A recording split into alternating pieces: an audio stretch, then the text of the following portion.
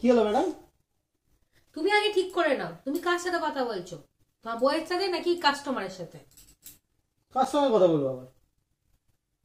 বলো। আজকে আমি তোমার বউ না, তুমি তোমার কাস্টমার হয়ে এসেছি। কাস্টমার হয়ে এসছো? ইয়েস। কেন? শোনো, আজ আমার তোমার কাছ থেকে 20,000 টাকা লোন লাগবে, সেটা এক্ষুনি দিতে হবে। আমি উইথ ইন্টারেস্ট তোমাকে আমি ফেরত দিয়ে দেবো। হ্যাঁ, 20,000 ইন্টারেস্ট আমার ফেরত দিবে? একদম একদম, হ্যাঁ। এরকম বললেই হয়ে যাবে? লোন নিলে গ্যারান্টার লাগবে? তো আমি দিয়ে দেবো না গ্যারান্টার? আমার গ্যারান্টার আছে, সব আছে আমার। সব আইডেন্টিটি প্রুফ লাগবে? আমার আইডেন্টিটি প্রুফও আছে। কি আইডেন্টিটি প্রুফ আছে? আমার বরের আধার কার্ড। পরের আধার কার্ড তোমার আইডেন্টিটি প্রুফ কি করে হবে? হ্যাঁ, তো ও আমাকে বিয়ে করেছে, ও আইডেন্টি প্রুফ দেবো না তো কার্ড দেবো? আমারটা দেবো? সব তো ওই করবে না, আমি সব জায়গায় ওরটাই দিই, সব কিছু আমার ওর নামেই করা আছে, তো ওরটাই আমি দেবো। গ্যারান্টার? গ্যারান্টার আমার মেয়ে হয়ে যাবে।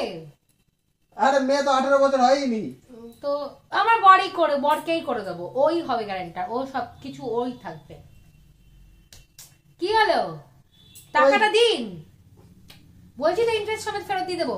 আরে এইরকম হয় নাকি? কি ফেরত কি করে দেবে? ফেরত দেবো মানে শুনুন, এই যে আমার বর যখনই পয়সা ব্যাগটা রেখে অফিস থেকে আসবে, ব্যাগ রেখে যাবে, আমি ব্যাগ থেকে টাকা নিয়ে নেবো। সংসার খরচা দেবে, সংসার খরচা থেকে বাঁচিয়ে আমি টাকাটা নিয়ে নেবো, নিয়ে ওই টাকাটা প্রত্যেক মাসে মাসে দিয়ে দেবো। অত চিন্তার কি আছে, বলছি তো দিয়ে দেবো, আপনি দিন তো। না না, ও আপনার কারোর গ্যারান্টার না হলে আপনার মানে শ্বশুর বাড়ি থেকে আমার গ্যারান্টার লাগবে। শ্বশুর বাড়ি মানে আমার বাবা মার বাড়ি? হ্যাঁ, শ্বশুর বাড়ি থেকে গ্যারান্টার না হলে হবে না। আপনি আমার বাবা মার কথা তুলে বললেন এখানে? আরে কিছু তো লাগবে।